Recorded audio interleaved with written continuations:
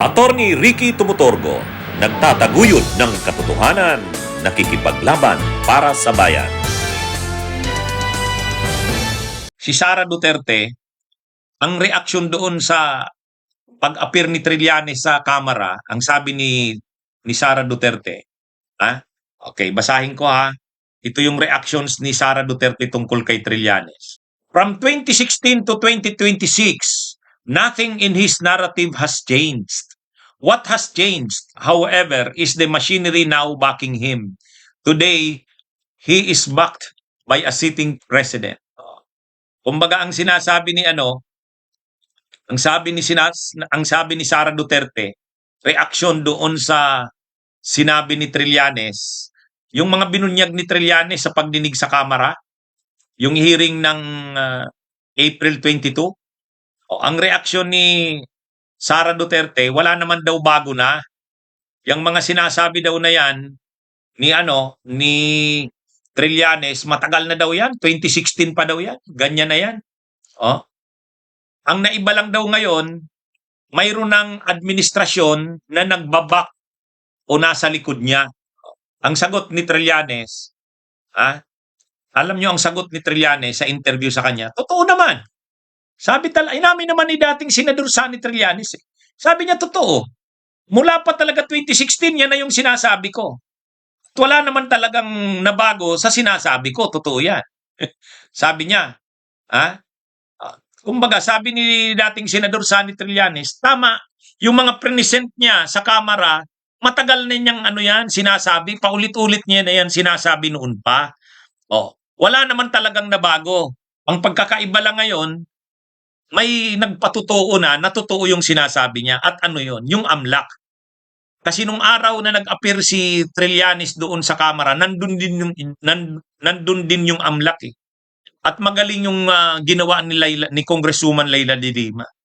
Habang nandun pa yung AMLAC, habang nagpipresent si nating Senador Sonny Trillanes, tinanong ni Leila de Lima yung AMLAC.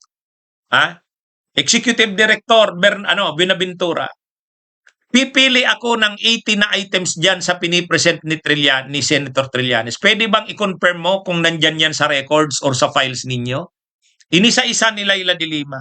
Sa 80 na napili niya, 18 din yung kinumpirma ni Attorney Binaventura na nandoon nga. Di anong ibig sabihin nun? Totoo yun. Totoo yun.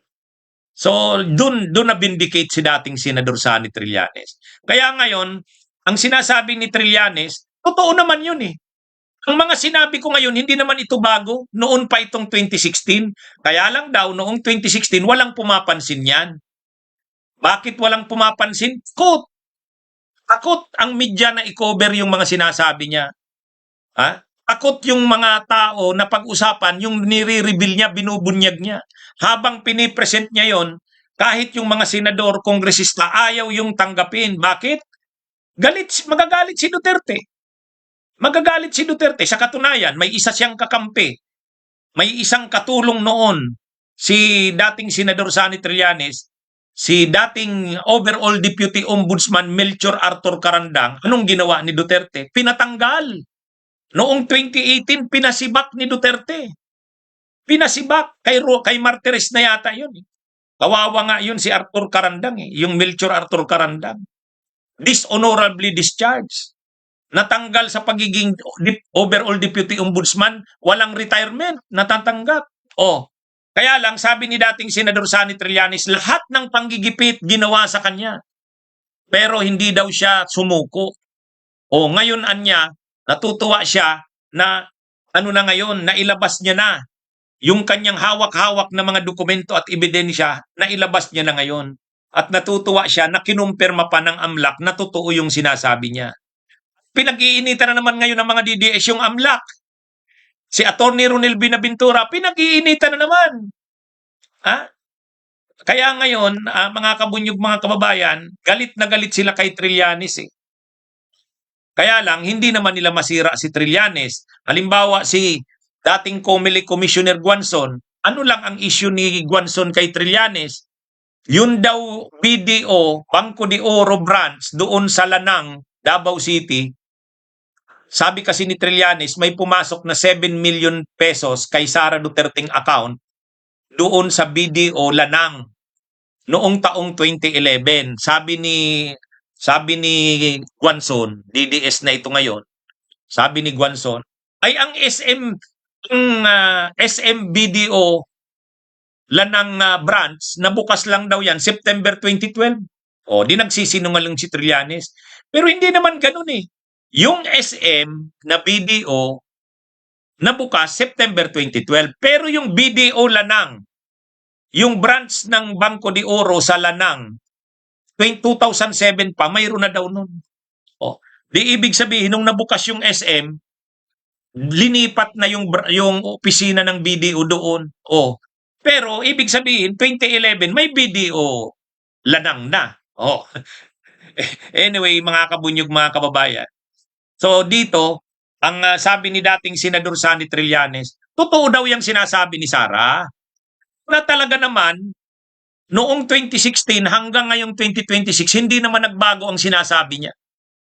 Ito namang si Sara Duterte, bibira pa kay Trillanes. Bibira pa kay Trillanes, mali pa eh. Oh, tingnan mo ang bira ni Sara Duterte kay Trillanes.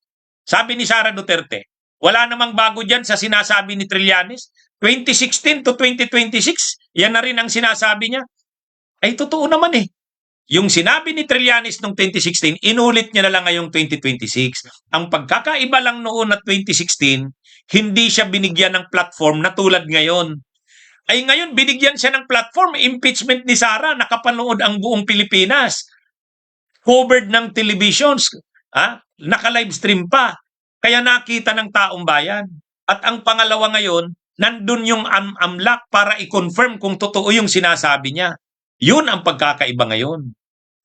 Kaya tama si Sara Duterte. Sabi ni Sara Duterte, yan si Trillanes, ang mga sinasabi niya noong 2016 hanggang kayong 2026, pare-pareho lang naman, hindi naman nagbabago. Yes, pero ang pagkakaiba ngayon, pinakita na ni Trillanes ng buo. Pangalawa, may nanunood sa kanya ngayon na media at ka-livestream. Pangatlo, may nagkumpirma. Nandun yung AMLAC. Kaya ngayon, wala silang makuhang kay Trillanes. Ang ginagawa na nila ngayon kay Trillanes, kung ano-ano ng paninira. Pero hindi nila masisira si Trillanes, saka hindi nila matatakot kasi kung noon nga na presidente si Digong, hindi natakot.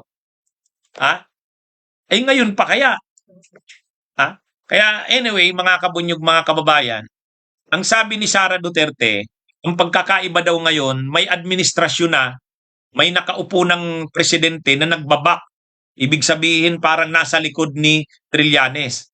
Anong sagot ni Trillanes dyan? Sabi niya, yes. Alam niyo, hindi naman dininay ni Trillanes. In-interview si Trillanes ni Carmina Constantino. Kung tinutulungan ba siya ng administrasyon? Ang sabi niya, yes. Kasi sabi niya ganito, sa tingin niyo, sa laban kong ito sa Duterte, magagawa ko ito kung walang tulong ang administrasyon? Tama naman. Akala ni Sara Duterte, i-deny ni Trillanes. Lahat ng sinabi ni Sara laban sa kanya, tinanggap ni Trillanes. Kasi si Trillanes, real talk lang sa totoo lang. Anong sabi ni Sara sa kanya? Wala namang bago sa sinasabi ni Trillanes. Mula 2016 to 2026, pare-pareho na yan. Sabi ni Trillanes, yes, totoo yan. Pangalawang sinabi ni Sara Duterte, ang pagkakaiba daw noon saka ngayon, sa ngayon may nakabak. Ibig sabihin may nasa likod ni Trillanes, yung nakaupong presidente. Anong sabi ni Trillanes? Yes! Hindi ko ito magagawa kung walang tulong sa akin ng gobyerno. Bakit maipapakulong ba natin si Duterte sa ICC? Kung ayaw ng gobyernong ito, ng administrasyong ito, yun, tama yun. Parang magkabilang mukha na sampal kay Sara yun. Sabi ni Trillanes, totoo, hindi ko naman magagawa ito kung hindi dahil sa tulong ng administrasyon. Mahirap itong laban kong ito, sabi niya. Kaya natutuwa daw siya na nandyan ang suporta ng gobyerno sa kanya. Pero hindi naman siya sinusuportahan. Kumbaga, yung mga ginagawa naman ni Trillanes, hindi naman yan kagagawa ng administrasyon. Ang pinapalabas kasi nila Sara, ang ginagawa ni Trillanes ay kagagawa ng administrasyon. Hindi naman ganun yun. Nandyan ang administrasyon o wala, ginagawa na yan ni Trillanes. Ah? Noong panahon pa ni Duterte, nakaupo pa si Duterte, administrasyon pa ni Duterte, ginagawa na yan ni Trillanes. Kaya mali yung sinasabi ni, ang gustong palabasin ng mga DDS, na ang ginagawa na yan ni Trillanes ay ang nagpaplano niyan sila Marcos. Hindi naman ganun. Ginagawa yan ni Trillanes, matagal niya na yan na ginagawa, labanan ang Duterte, i-expose ang Duterte. I-expose si Digog, i-expose si Sara. Ang pagkakaiba lang ngayon, hindi na siya, kumbaga ang administrasyon, ano niya, kakampi niya. Ang ginagawa niya ngayon, may suporta ng gobyerno. Hindi naman gobyerno ang nagpaplano niya. Sariling gawa ni Trillanes yan. Kaya lang, actually, napapanood nyo ba ang mga vlog ko? Di ba noon sabi ko, ako sa tingin ko si Trillanes tinutulungan niya ng administrasyon. Kasi halimbawa, yung mga pinafile niyang kaso, sunod-sunod. Ang gagaling ng pagkakagawa niya, ang daming ebidensya. Magagawa niya ba yan kung wala siyang mga lawyers? Alam nga namang hindi niya binabayaran ng mga lawyers na yan. O, di ba? Napanood niyo yung vlog ko niya noon pa? Ako, sinabi ko na yan noon pa. Kaya lang, walang confirmation ni Trillanes. Ay, ngayon mayroon na eh. Napanood ko yung interview sa kanya ni Carmina Constantino.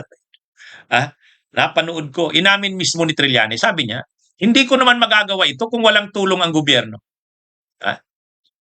Hindi ko naman magagawa na maipakulong si Duterte sa ICC.